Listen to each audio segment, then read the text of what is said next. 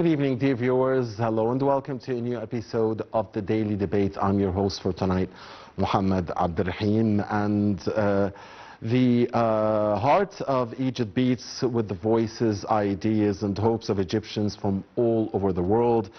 And under the theme, From Everywhere, Egypt is the Destination, this year's Egyptians Abroad Conference brings together leaders, expatriates, policy makers and innovators in one powerful space of dialogue and development. This is the 6th edition of the conference that aims to turn bridges into blueprints, connecting the talents and resources of over 11 million Egyptians abroad with the future of our homeland. We'll be talking about the Egyptians Abroad Conference as an important platform for enhancing communication between the state and the citizens abroad here tonight, in the company of our dear guest, Dr. Milad Momtaz, the international relations expert. A very good evening to you, Dr. Momtaz. It's always a pleasure to have you with us. Allow us, Dr. Momtaz, first of all, and allow us, dear viewers, to read to you our top story of the night. And that is from home, as His Excellency the President congratulated the German Chancellor Friedrich Merz on his well-deserved victory in the German elections, which reflected the confidence of the German people. The head of state expressed his wishes for the new government's success and its ambitious plans to strengthen Germany's pivotal role on the European and international arenas.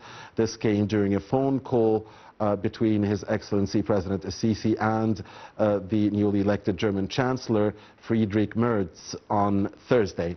The President noted that the current situation is of paramount importance in light of the accelerating regional and international changes and challenges, and the urgent needs to respect established international rules and principles and international law, which aligns with Germany's efforts and expertise over recent decades. Ambassador Mohammed Ashinawi, the spokesperson, the official spokesperson for the presidency, said that the German Chancellor, for his part, thanked the generous gesture from the part of President Assisi and emphasized Germany's commitment to maintaining its close relations with Egypt. Both sides affirmed their commitment to strengthening and deepening bilateral relations in all domains, particularly economic, trade and investment fields, as well as enhancing development cooperation, thus strengthening ties between the two friendly countries and friendly peoples of Egypt and Germany. That was our top story for the night. We are the company of international relations expert Dr. Milad Momtaz, and we'll be talking about the 6th edition of the Egyptians Abroad Conference, and we'll be first watching a report about that conference, dear viewers, and please stay with us, as we'll be back to start our discussion right away with our distinguished guests here with us in the studio.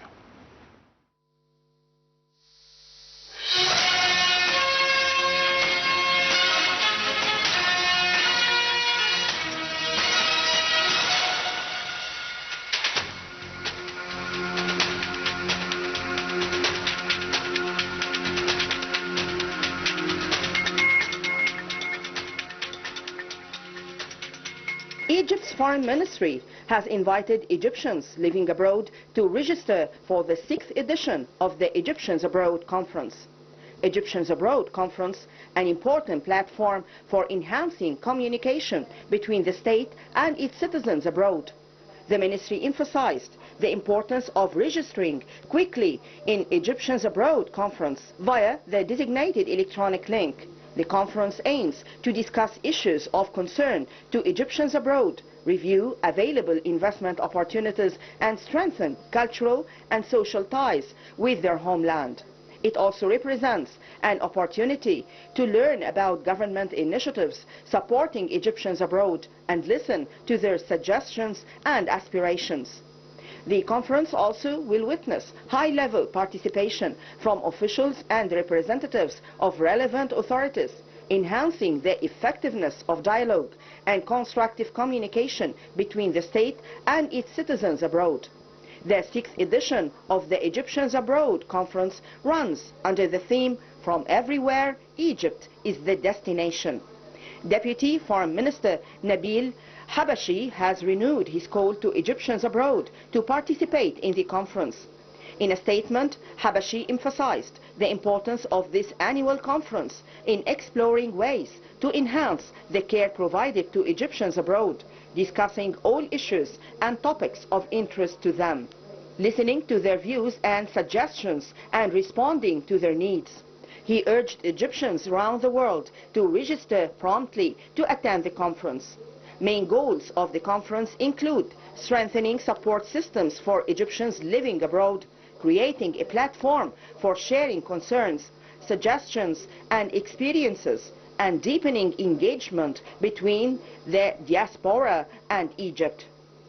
The conference tackles key issues affecting Egyptians abroad, from consular services to cultural ties and national development, offers a forum for expats to influence policies and stay connected to Egypt, builds on earlier editions that engaged international expertise.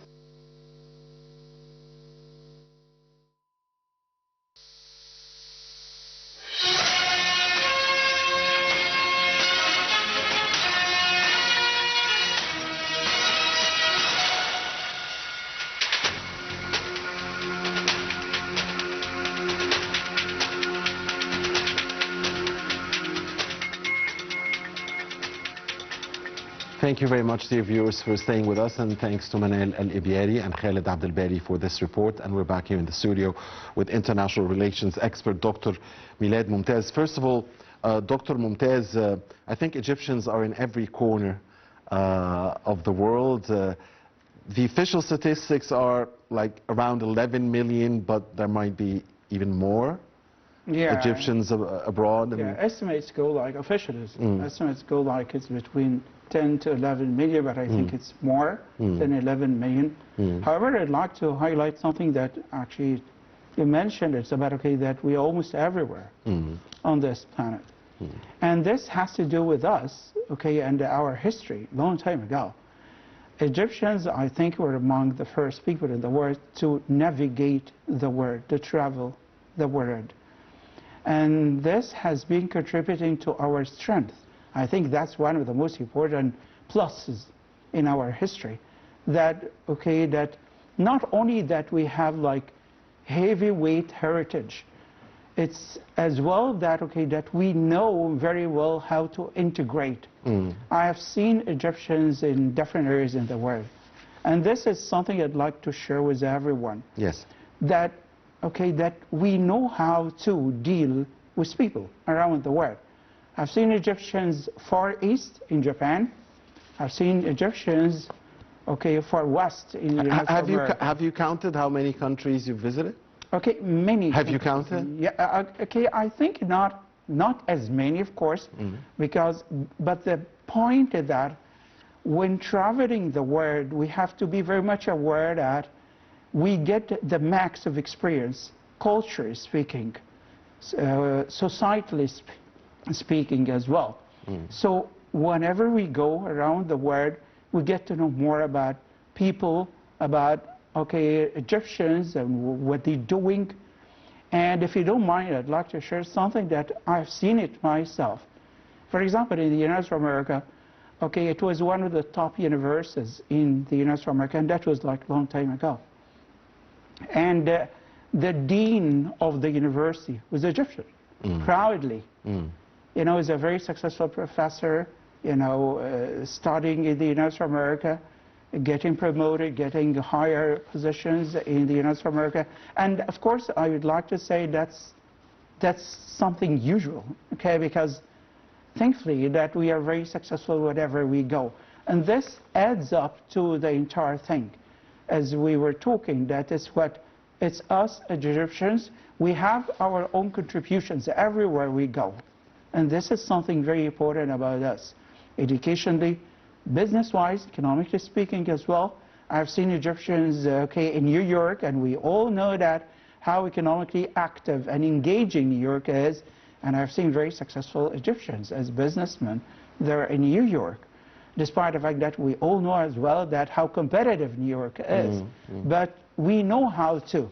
And this is something very important concerning this actually topic, today's topic, which I find it, if you don't mind, it is something which is very fundamental to us as Egypt and Egyptians as well. Because some Egyptians would say, and let me share this with you, some Egyptians would say, okay, what that has to do with me as Egyptian living here in Egypt? That, okay, you're talking about such conferences.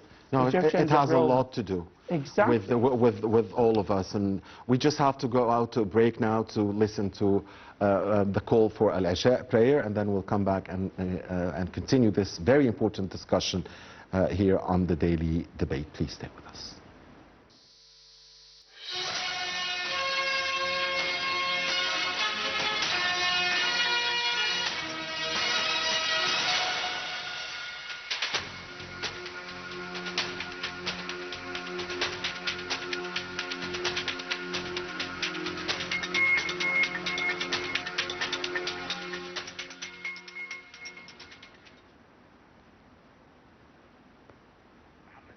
Welcome back, dear viewers. Thanks for staying with us. We're back here in the Daily Debate with international relations expert Dr. Milad Momtaz. Dr. Momtaz, before going to listen to Al-Isha prayer call, you were saying that this conference is a very important one. Tell me, why do you think the Egyptians Abroad Conference is a very important one that affects the lives of all of us, those who live inside of the main homeland or outside it? Okay, let me go back to what I was talking about. The point that, okay, some Egyptians here, maybe because they don't know about that kind of conference, okay, that I believe to us as Egyptians living here, and of course, okay, would be talking about, okay, that Egyptians living abroad, but to us as Egyptians living here, I believe it's very crucial because, okay, Egyptians living abroad to me are like the spearhead, you know, to us as Egyptians living here. They are, okay, and let me give a very simple example regarding this. You know, like they are to me like the spokespersons to us, culture speaking, economically speaking, and I have seen this myself in different areas in the world, in Europe, in the United States of America, Far East as well. You know, so many Egyptians, and I would say that all Egyptians around the world, they feel that they are so proud of who they are, and they talk very proudly about their country, and especially when it comes to the history of Egypt. They are literally our representatives. Okay, and when it comes to the economic aspect, which is a huge thing, of course, we have seen what the remittances of Egyptians, you know, the last quarter, I believe the fiscal year, which is, I think, the highest maybe. Yes. Okay, which is something very important as well. So, you know, well it's no secret that Egyptians abroad are a very important element of the Egyptian economy in general. Undeniably important, you know, and we shouldn't actually, you know, go against this. It's very much the opposite. We should work, okay, very, you know, efficiently to make actually that kind of thing, the remittances, okay, that, okay, more to get them actually to transfer more money back to Egypt. And this is something very crucial to our economy, as you said. So, culture speaking, they're very crucial. Economically speaking, they're very important as well. They are our representatives abroad. And let me actually talk about them. Yeah. Not about us for now living here in Egypt. Okay, that, let me go back to, because we've been traveling the world, we were talking about this, okay, that we've been traveling the world, okay, for a long time now. And yes, okay, due to such conferences and different initiatives, and we're very much grateful and thankful to the state, Egyptian state, for that kind of thing. However, we go back to history, like 20 years before, 25 years before, okay, situation was totally different. Okay, some Egyptians felt back then they were like left on their own. Okay, and one of the most important things that, okay, you'd like to keep like that kind of communication, that open channels with Egyptians around the world. We should always give them that kind of feeling that we are there for you. Okay, this is very crucial to anyone around the world. Okay, we have different nationalities around the world. Okay, let's say, okay, United America, France, Germany, those people, wherever they go, they find that kind of support and help from the different embassies, the consular services, they are being provided this. And I have seen this, okay, the last 10 years, actually 12 years, okay, to Egyptians as well, which I think that is a remarkable sign on my side, because they always feel that, okay, that what we are there, as I said, okay, they feel that, okay, they're being communicated, okay, on regular basis. They are being informed, they're being acknowledged, they're being invited, and this is something else I'd like to highlight it. Yes. Okay, we have non-stop, okay, like events, initiatives abroad, like in Europe and United America, to Egyptians living in such countries. So they feel always like what, as I said, acknowledged, being invited to different things. And something else I'd like to stress here, okay, the younger generations. Right. Because let's say the second and third generation of Egyptians living in United America, for example, okay, like those who were born like 20 years ago, 25 years ago, and actually, those like teenagers nowadays, what they know about Egypt, what they know, and I think we should keep that kind of in touch with them. They should be acknowledged, it should be updated, they should be always reminded that what you are part and parcel Egyptians. Yes, you are living in I think, America. Dr. Momtaz, that this is something Egyptian families abroad do on their own. I mean, they don't even need any government reminder or help. Or I mean, it's the nature of Egyptians to have this passion for the homeland. Even those who don't speak Arabic. I mean, but they have this passion for their roots, the Egyptian roots. So you said earlier that Egyptians know how to adapt anywhere, and I agree with you. But I also wanted to add that no matter how well they adapt, they always remain so attached to the homeland. Even if they speak little Arabic, even if they only come to Egypt once every 5 or 10 years, even if they haven't visited the second and third generations, even if they haven't visited it, because the families, the elderly generations, the ones, I mean, they always keep their kids and grandsons and daughters linked to Egypt. They tell them about Egypt, and every Egyptian is always attached to the homeland, even if he or she stays away for long times. Yeah, definitely agree. But if we add up to all of this, that they find a kind of what, contact. They find that, okay, that, the state, Egypt, let's say that reaching we have out. some, exactly, reaching out, or we have some like youth conferences, okay, like gatherings, okay, whether, okay, that let's say like social gatherings or whatsoever, I think that adds up. So I wouldn't deny, okay, what you said about family and their role, okay, their upbringing of younger generations, and that they always tell them about, okay, some stories about our history, about the old neighborhood where actually their parents used to live, such ongoing like stories. And I think the heritage, and as I mentioned before, okay, the word heritage and legacy, we have like non-stop, because actually we are used in Egypt talking about ancient Egyptians. But believe me, and I think you have seen this abroad, that kind of glamorous of ancient Egyptians, it never stops. It's something that, okay, so I would say, maybe I'm not exaggerating if I put it this way, that it's so magical. When we talk to others, or even youngsters, Egyptians or non-Egyptians, about ancient Egypt and our civilization. And let me say something which is very important. It's not only about ancient Egypt, by the way. Right. Because I've seen this. When we talk to youngsters about the Islamic civilization, the Coptic civilization, and that it's something so important that you tell them about, the that diversity. kind of the diversity that and we have. something that is very important as well is about us. That's us as Egypt. You know, we are introducing, okay, the true Egypt to our youngsters, and I think that gets them to understand, you know, Egypt the right way. That's Egypt. Diversity is not only about Europe. Diversity is not only about the United States of America.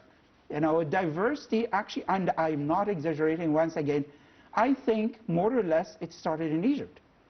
Long time ago. Well, Egypt has, I think, a very unique model. It's a model where there is unity, cohesion, and diversity at the same time. Exactly. I mean, they both exist together. They both melt together somehow. There is this big diversity, but also there is this eternal unity and cohesion. Dr. Momtaz, now, for years, we've been saying we have to reach out to our brilliant minds abroad, the engineers, the doctors, the scientists in every field. That's one category. Second category, the young generation you talked about, and many of them now have startups or have very good knowledge in the tech industry, the younger generations of Egyptians living abroad. And also, what about the businessmen and businesswomen? Because many Egyptians abroad have the financial weight to start some big things here in Egypt. So how do we give them incentives and encourage them to invest here in their homeland? I'm speaking about these three main targets specifically, and please add to us further targets. I think these three are actually, you know, categories. Okay, they would take, I think, a long time if you'd like to elaborate on each one of them. Okay, I'd start with, okay, something that I'm acquainted with. Okay, the academia, you know, and those actually, you know, brilliant brains. You know, I think, and I've seen, as I said earlier, that, okay, I've seen so many bright examples of Egyptians in the United States of America and Europe as well. And I think it's time to reach out actually to such brilliant brains and to get them to help us. And we have seen examples, and I wouldn't say that, okay, we haven't seen. We have been seeing examples. Ahmed Zuway, for instance, of course, and other scientists and other scholars and other professors from around the world coming back to Egypt, you know, and not even, I would say, not in a physical way, non-physical way, because the world has changed nowadays. Not necessarily invite over, okay, those scientists or, you know, professors to come over, not necessarily, because we get online and they can help us, and I think endlessly, you know, while actually be in touch with them. But I think it's time, I would say, to take advantage of this, to use. I think that's very, very important to us. Because we have brilliant success stories, I think, Dr. Momtaz, in every field. Exactly. Medicine, engineering, economy, tourism, every field. Yeah, we have huge minds and brilliant figures. Definitely, yes. Okay, I totally agree with this. And as I said before, I have seen it, you know. So why don't we do this? Why don't we reach out? However, I'd like to highlight something else. Yes. Because if we'd like to be practical about it, we have to know, you know, that how to, the know-how, as we say. Okay, those scientists or those scholars, if we'd like actually, you know, to reach out to them, they need, because, you know, everyone knows that, okay, the consistency of the academia or the academic environment in Europe and the United States of America. They're so practical, very realistic, to the point. So if you'd like to reach out, you have to have a plan. We don't actually tell them, okay, why don't you come over? And they would tell you on the spot, okay, what for? Do you have any plans? Do you have any, you know, schedules? So I guess such conferences could work out on That's one of the main goals, is that not only to invite over to reach out to those, but to know how to reach out those the right way. Okay. Dr. Momtaz, we have another report, dear viewers, and it's about, again, the Egyptian government's efforts to to use the soft power that Egypt has. Egyptians abroad are part of the big soft power of Egypt. We'll be back and continue our discussion here. Please stay with us.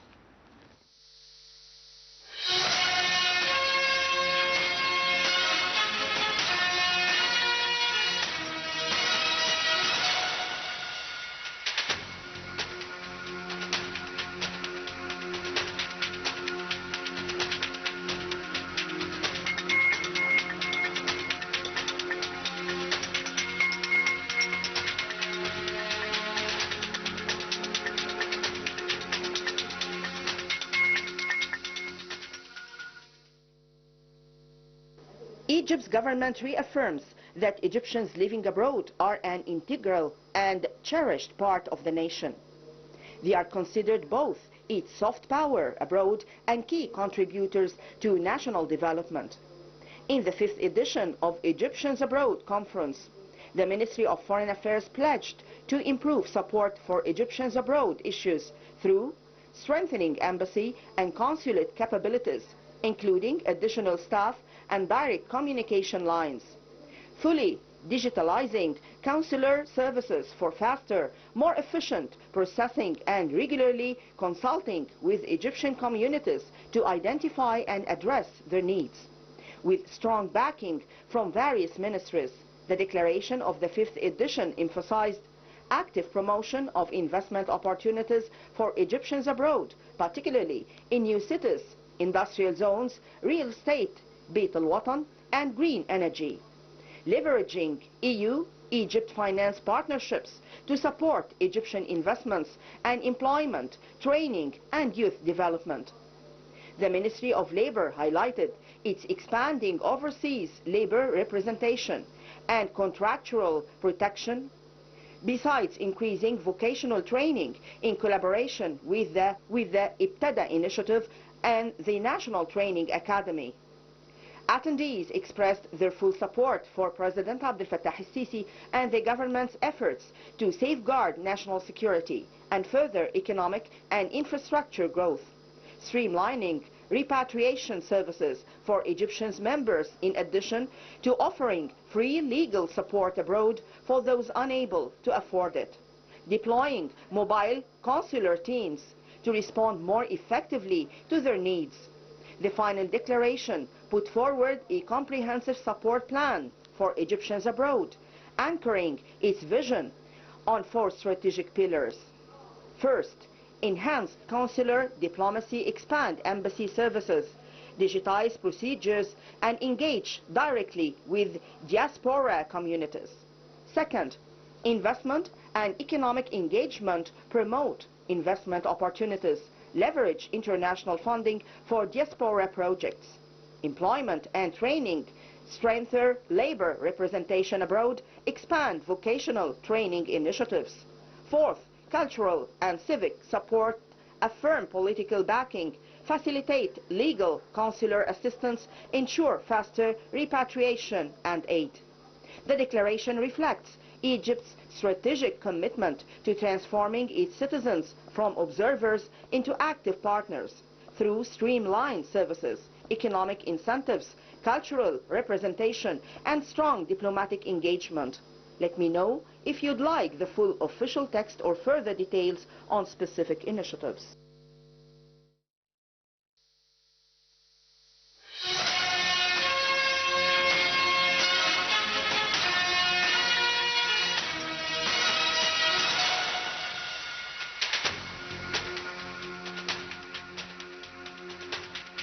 Welcome back, dear viewers. Thanks again to Manal Abiy and Khalid Abdelbari, and back here with Dr. Milad Momtaz, the international relations expert. Dr. Momtaz, before the break we talked about how to best try and attract the brilliant minds of Egyptians abroad.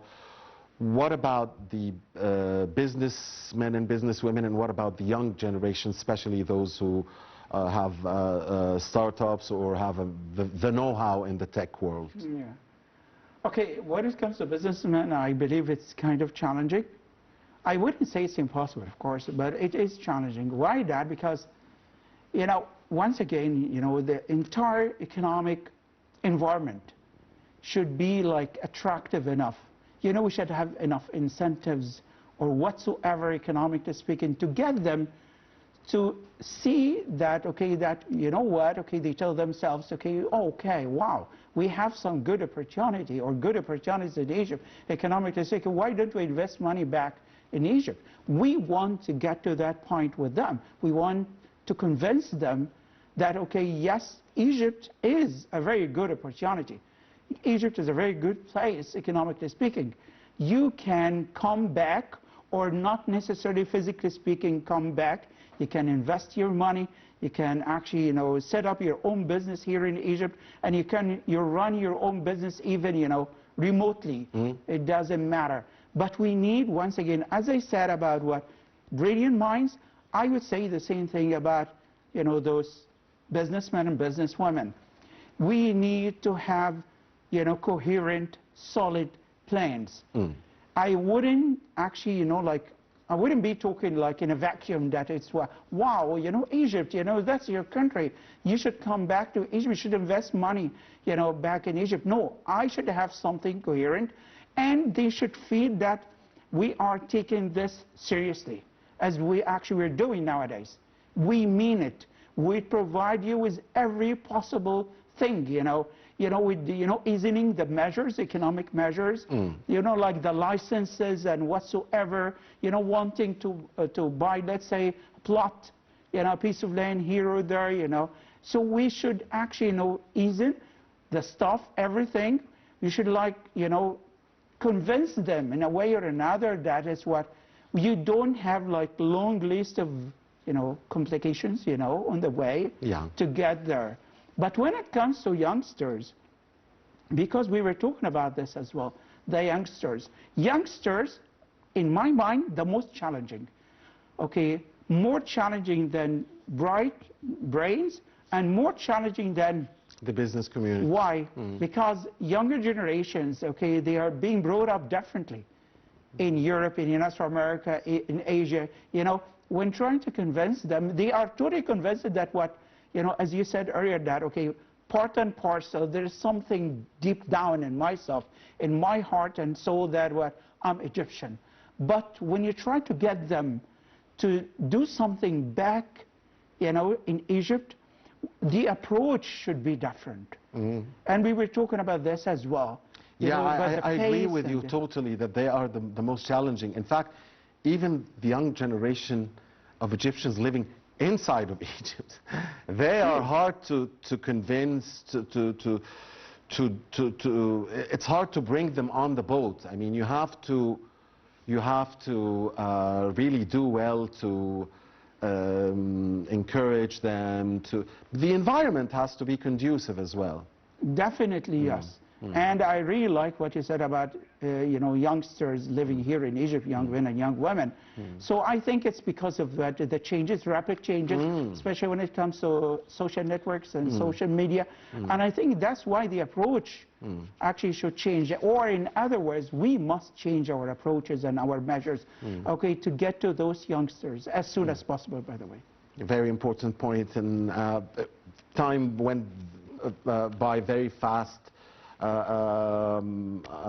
Thank you, dear viewers, for watching us, and I think this topic will be discussed again.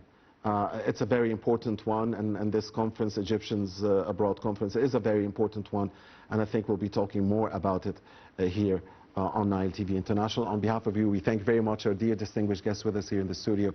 Thank you, as always, Dr. Milad Momtaz, the international relations expert, and thank you, dear viewers, for watching us. Please stay with Nile TV.